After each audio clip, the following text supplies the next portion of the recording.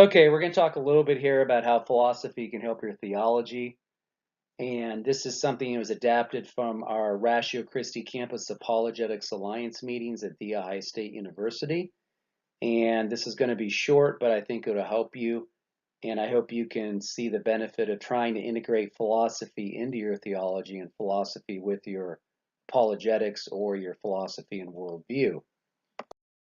Now, these are some recommended resources. These are all introductories to the topic written by Christian authors on how to integrate philosophy with your faith.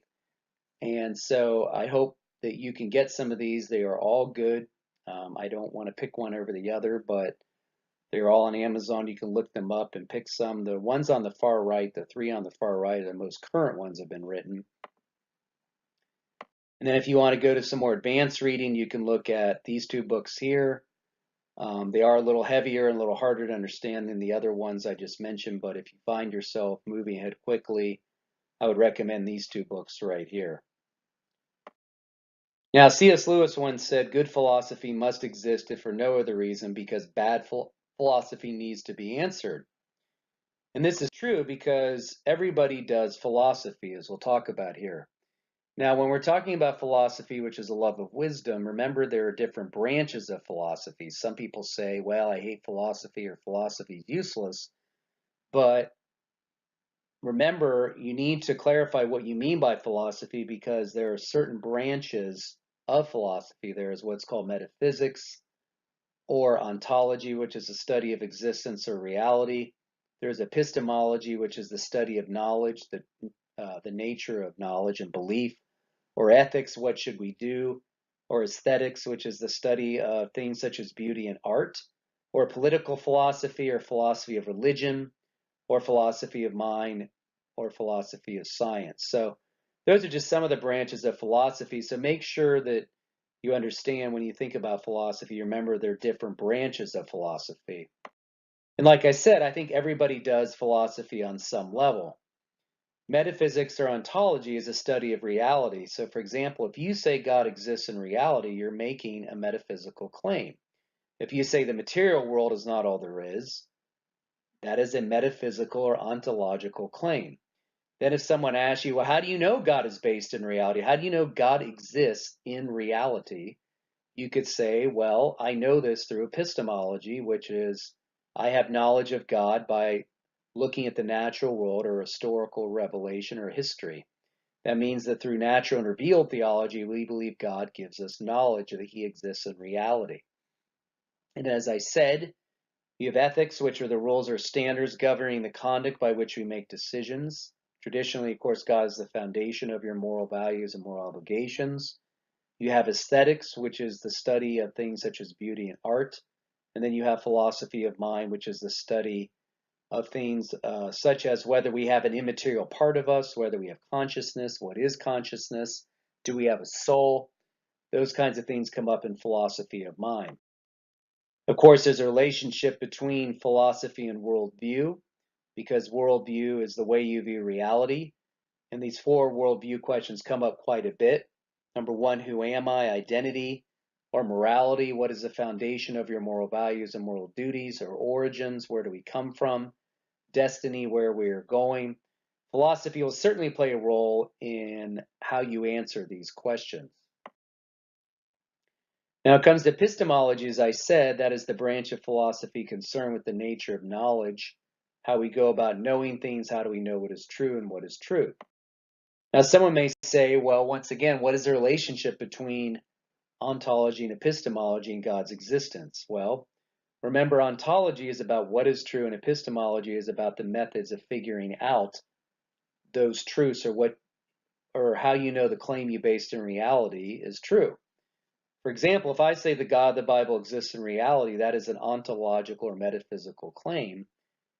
And if someone says, how do you know this claim you're making is based in reality, of course, then I'm going to have to deal with epistemology, the study of knowledge, how we know things. Now, this comes up when we talk about the existence of God, because many people get confused about how to find God or how do you know God is real.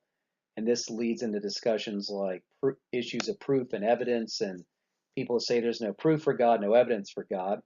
The first thing to remember is the nature of the object determines how we come to know it.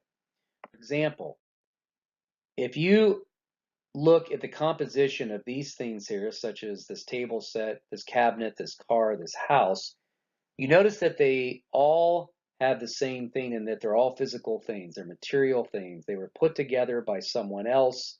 They were once parts laying on the ground somewhere in a factory or out in the middle of a subdivision or something, or they came out of a certain supplier's factory, and someone came together, a team came together, or one person individually put them together. They put together this house, they made this car in a factory, or this table.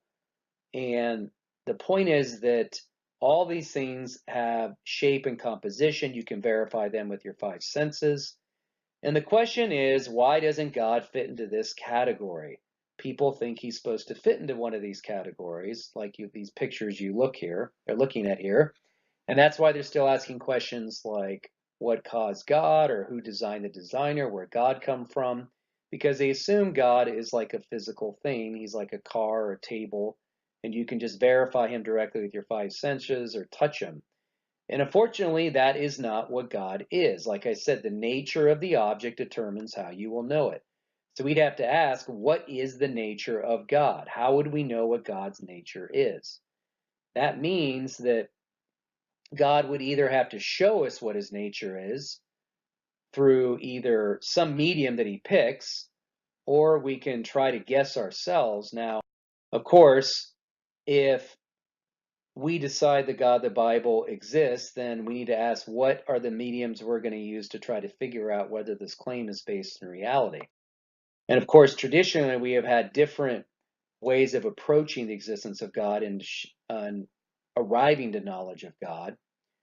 We've looked at things throughout history, such as creation or history. We believe that you can infer there is a creator by looking at the things that have been made in the natural world.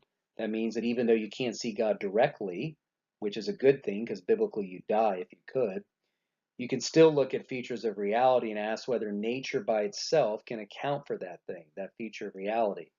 Or you can use natural theology where you can reason that there is a God in nature. You don't need the Bible. Or you can appeal to authoritarianism or historical revelation and believe God has spoken in history somewhere.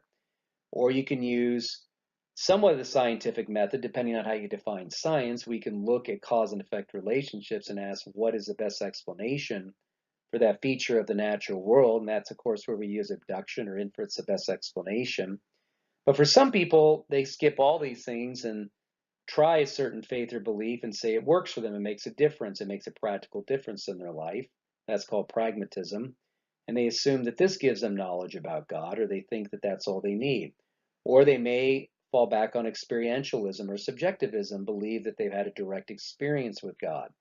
Therefore, they have knowledge of God through direct experience or direct encounter or some sort of intuitive experience, and therefore that's all they need. Other people take an existential approach. They think God is the best explanation for the big questions of life, such as purpose, meaning, death, love, the need for relationships. Things like that are best explained by God. So the point is that you wouldn't know what God is unless he showed you. And of course, I believe that you can infer there's a creator through the natural world. And using natural theology, meaning I don't need the Bible to know there's a God.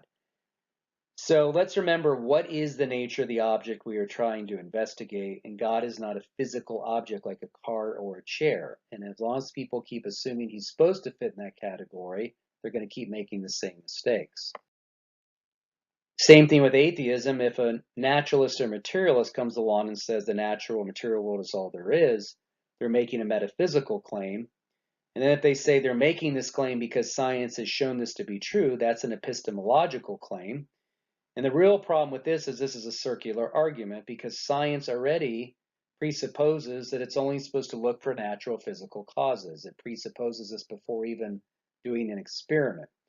So the metaphysics already is established in science. There is no metaphysics in science, but the point is that they already start out believing that the natural physical world is all there is, and that's how they do their experiments. If they believe their epistemology grounds their metaphysics, then they're actually doing philosophy. They're not doing science anymore. So remember that this is a circular argument. Science is the study of the natural, physical, material world. It presupposes this before doing an experiment.